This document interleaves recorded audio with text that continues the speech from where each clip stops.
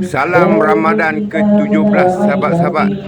Semoga anda semuanya sihat-sihat belaka.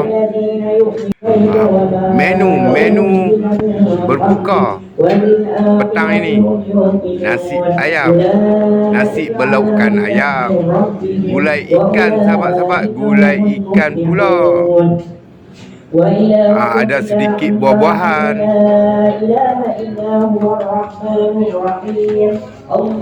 Sedikit view untuk hangpa. Suasana majlis berbuka puasa di Masjid Al-Ittihad, Sungai Baru Hilir. Apa-apa pun jangan lupa menampakkan butang-butang di sebelah kanan anda. Okey, jumpa lagi next video. Bye bye. Assalamualaikum.